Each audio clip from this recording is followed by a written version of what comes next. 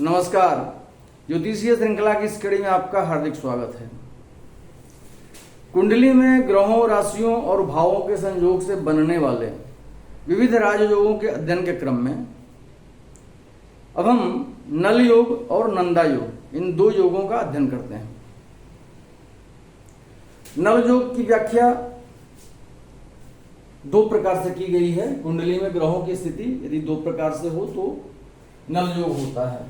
पहली स्थिति क्या है कि नवमेश जिस नवांश में हो, यदि उसका स्वामी उच्च का हो और उसके साथ लग्नेश भी हो तो नल योग होता है। पहली स्थिति हम जानते हैं नवमेश का स्वामी, उदाहरण कुंडली में नवमेश का स्वामी बृहस्पति मान लेते हैं यदि कर्क के नवांश में है तो कर्क राशि का स्वामी चंद्रमा को अपने उच्च राशि में स्थित होना चाहिए। तो चंद्रमा की उच्च राशि होती है वृष। तो हम मान लेते हैं चंद्रमा अपनी उच्च राशि में वृष राशि में धन भाव में अवस्थित है और उसके साथ लग्नेश भी हो। तो लग्नेश इस कुंडली में मंगल है, इसके साथ मंगल भी अवस्थित हो तो नल योग होता है। पुनः एक बार रिपीट कर ले हम लोग। नवमेश जिस नवांश में है, हम ग्रह स्पष्ट के द्वारा निकालते हैं कौन सा ग्रह किस नवांश में है, किस राशि के नवांश, सप्तमांश, त्रिस्काण में है।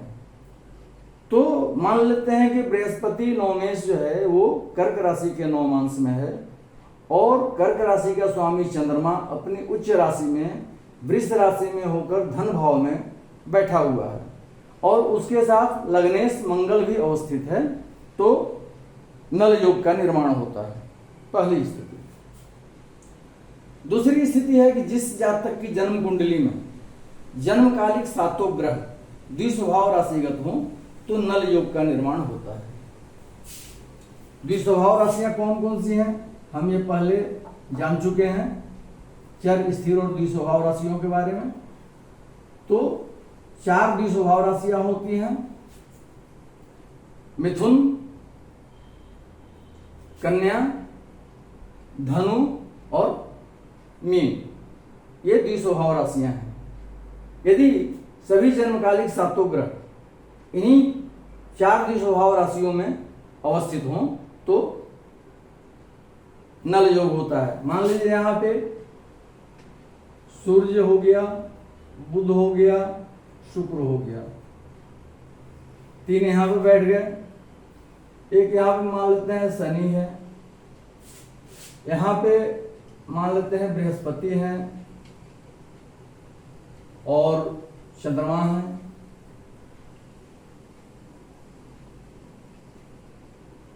उसके बाद चौथी राशि में कितने हो गए, तीन तीन 6 हो गए और चौथी राशि में द्विस्वभाव राशि में मंगल, सातों द्विस्वभाव राशियों में बैठे हुए हैं तो ये नल योग होता है। इस तरह से सभी सातों ग्रह द्विस्वभाव राशियों में बैठे होने चाहिए। इसके फल के बारे में कहा गया है कि ऐसा जातक 7 वर्ष की अवस्था के बाद राजा अथवा राज्याधिकारी होता है, वह स्त्री प्रिय होता है तथा धार्मिक कार्यों को करने वाला होता है। नल योग के प्रभाव से जातक अपने कुल में धनवान होता है, वह पुण्यवान, देवताओं को प्रसन्न करने वाला, यशस्वी, राजा का प्रिय पात्र तथा कम या अधिक अंग वाला होता है।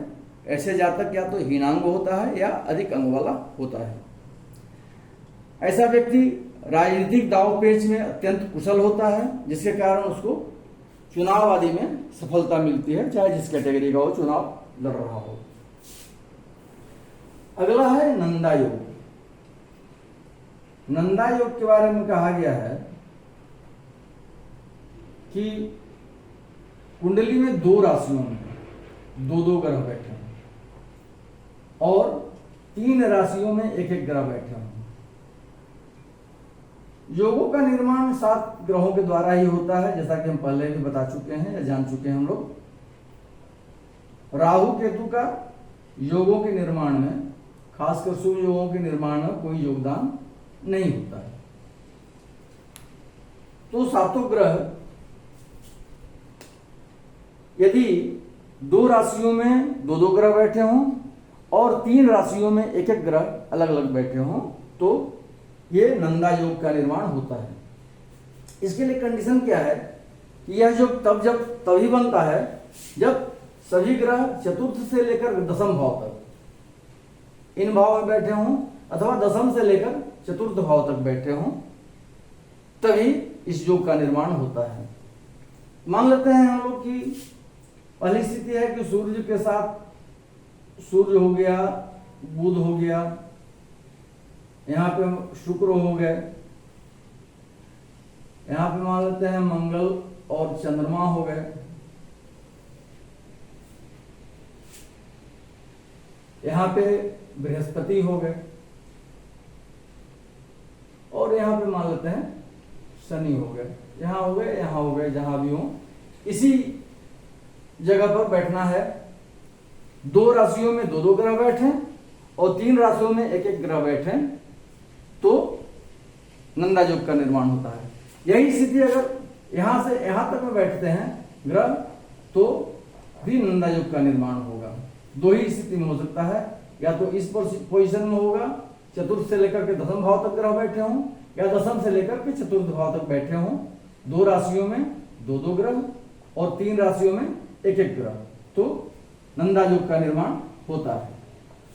तो इस तरह से हम लोग इसके फल के बारे में कहा गया है कि ऐसा योग वाला जातक स्वस्थ होता है, दीर्घायु होता है और उसका जीवन सुखमय रहता है। अगले वीडियो में हम कुछ अन्य योगों को लेकर उपस्थित होंगे। नमस्कार।